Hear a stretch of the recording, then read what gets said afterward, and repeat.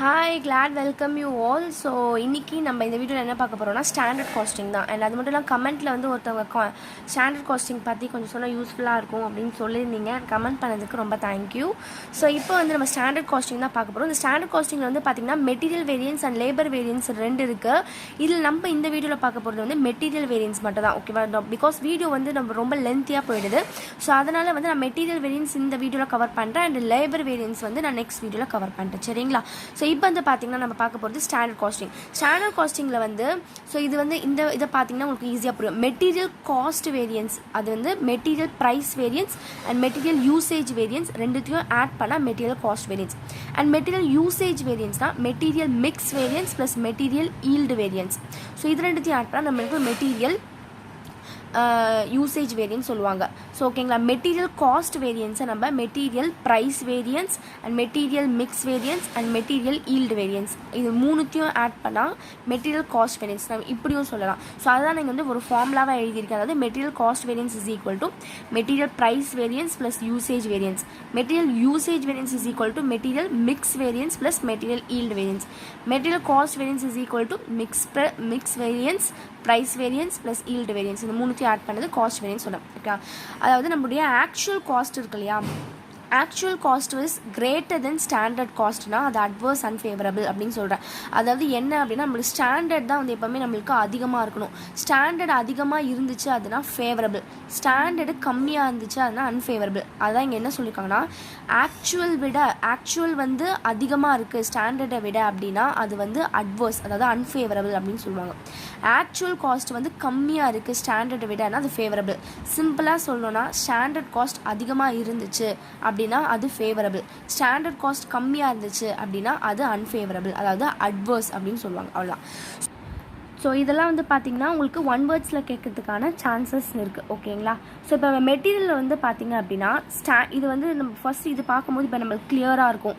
And next வந்து variance போகும்போது அது கிளியராக இருக்கும், இது மறந்து போயிடும். அண்ட் நெக்ஸ்ட்டு வந்து அப்படியே ரொம்ப கன்ஃபியூஷன் ஆகிட்டே இருக்கும். நம்ம வந்து கான்செப்டில் கிளியராக இருந்தோம்னா மறக்காது.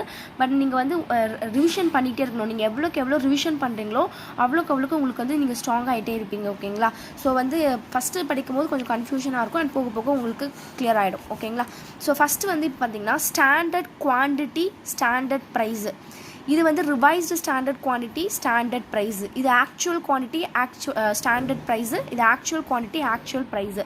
ஸோ இப்போ என்ன அப்படின்னா இப்போ இது வந்து லைக் இப்படியா படிக்கிறத விட ஞாபகம் வச்சுக்கோங்க, எப்போவுமே லாஸ்ட்டாக வந்து ஆக்சுவல் சம்மந்தப்பட்டதான் வரும். அதில் லாஸ்ட் எப்பவுமே ஆக்சுவல் குவான்டிட்டி ஆக்சுவல் ப்ரைஸ் வரும். ஸோ மற்ற இது வந்து பார்த்தீங்கன்னா ஸ்டாண்டர்ட் குவான்டிட்டி, இது ரிவைஸ்டு ஸ்டாண்டர்ட் குவான்டிட்டி. ஸோ இது லாஸ்ட்டில் வந்து பார்த்திங்கன்னா இதில் ஸ்டாண்டர்ட் ப்ரைஸ் மட்டும் தான் வரும். ஸ்டாண்டர்ட் ப்ரைஸு இதில் மட்டும் ஆக்சுவல் ப்ரைஸு. ஸோ இதில் வந்து standard quantity revised standard quantity, next actual quantity. So இதுதான் டிஃப்ரென்ஸு.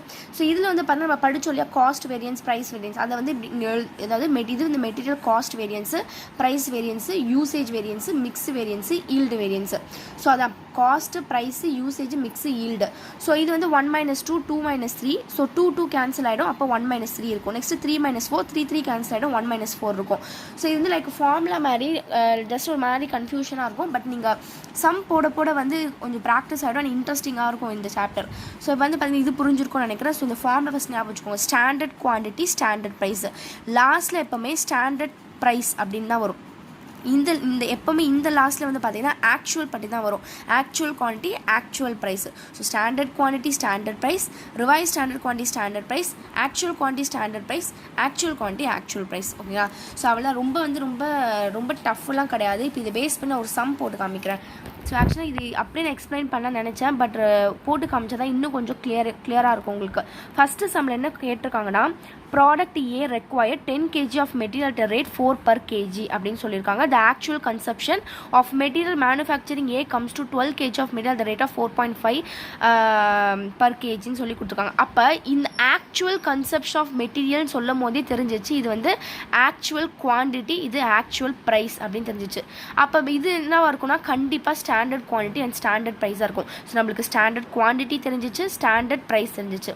அண்ட் அதே மாதிரி ஆக்சுவல் குவான்டிட்டி தெரிஞ்சிச்சு, ஆக்சுவல் ப்ரைஸ் தெரிஞ்சிச்சு. கொஸ்டினில் என்ன கேட்குறாங்கன்னா மெட்டீரியல் காஸ்ட் வேரியன்ஸ் கேட்குறாங்க அண்ட் மெட்டீரியல் யூசேஜ் வேரியன்ஸும் மெட்டீரியல் ப்ரைஸ் வேரியன்ஸும் கேட்டிருக்காங்க. ஸோ இந்த சம் நம்ம எப்படி போட போகிறோம்னா வெரி சிம்பிள். ஸோ ஃபஸ்ட்டு வந்து இப்போ illustration 1 இப்போ நம்ம என்ன பண்ண போகிறோம்னா நான் சொன்ன மாதிரியா standard quantity standard price, revised standard quantity standard price, actual quantity standard price, actual quantity actual price. இப்போ நம்மளுக்கு என்ன தெரியும் அப்படின்னு பார்த்தீங்கன்னா ஸ்டாண்டர்ட் ப்ரைஸ் தெரியும். நம்மளுக்கு என்ன தெரியும்? Standard price 4 per kg. அப்போது ஸ்டாண்டர்ட் ப்ரைஸ் 4 நம்மளுக்கு தெரியும். ஸ்டாண்டர்ட் ப்ரைஸ் என்ன தெரியும்? நம்மளுக்கு 4 அப்படின்னு தெரியும்.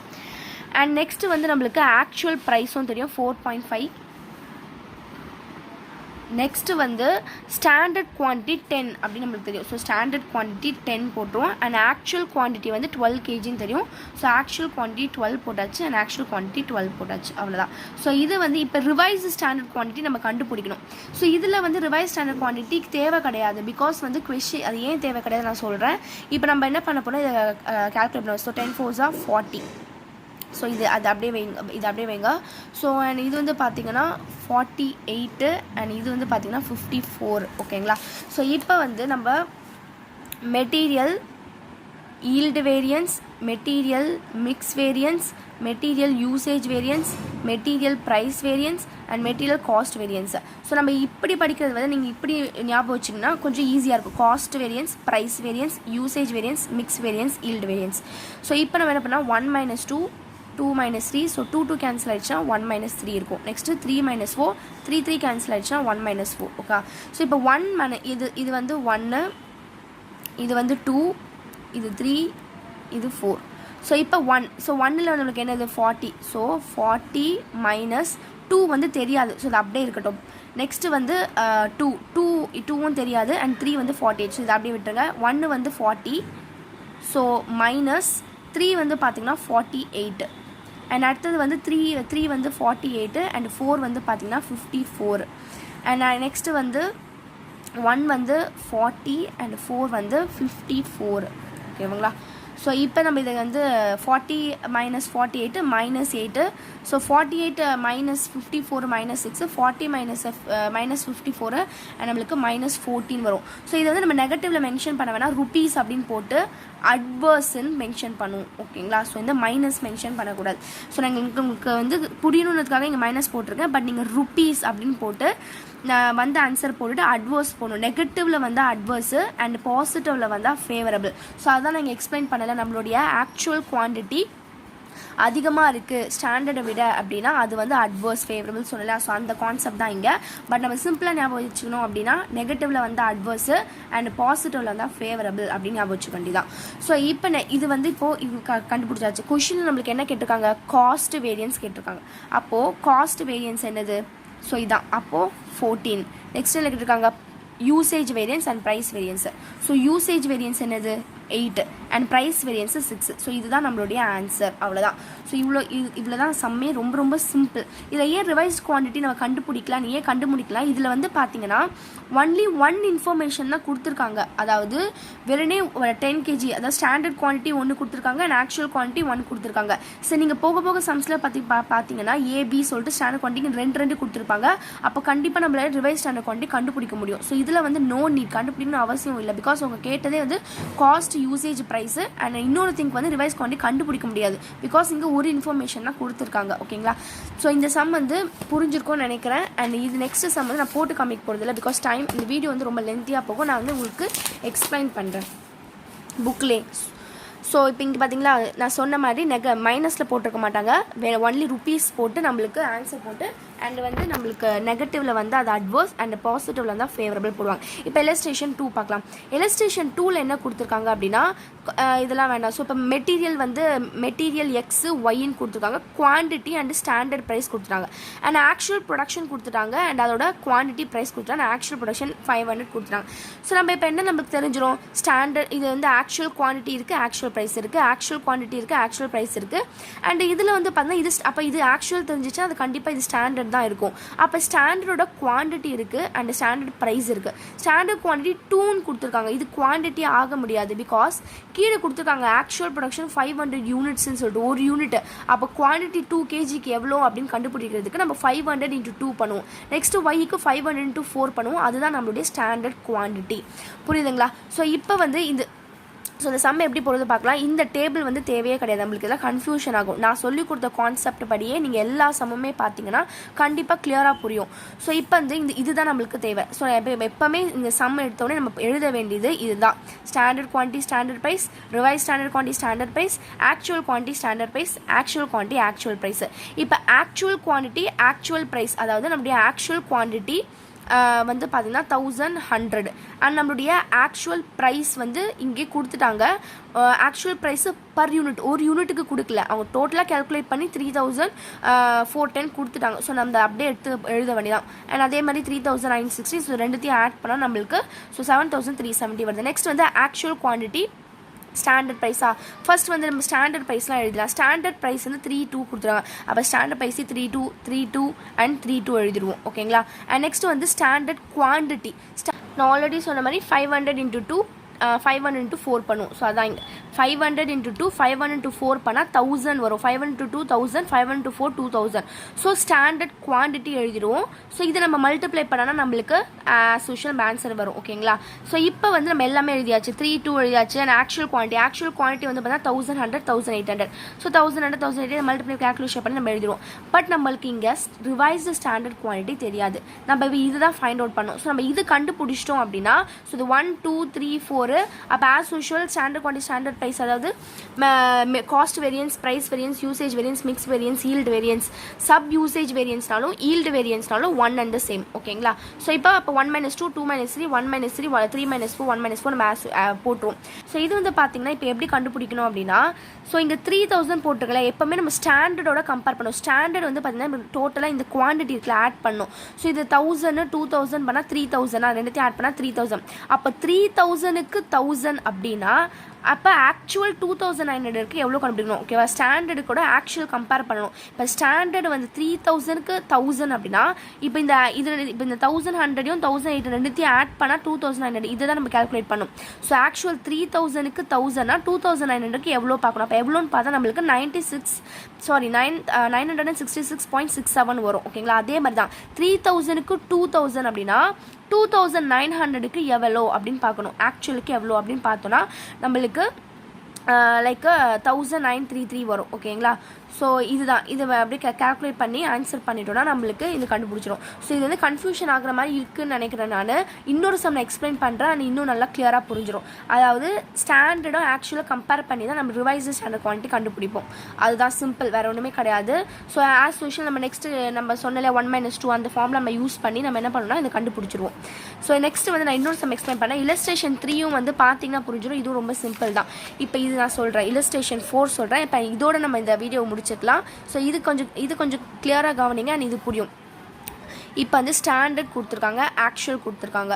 ஸோ இப்போ வந்து பார்த்தீங்கன்னா குவான்டிட்டி கொடுத்துட்டாங்க அண்ட் ரேட்டு கொடுத்துட்டாங்க, டோட்டல் கொடுத்தாங்க. அதேமாதிரி குவான்டிட்டி ரேட்டு டோட்டல் கொடுத்துட்டாங்க.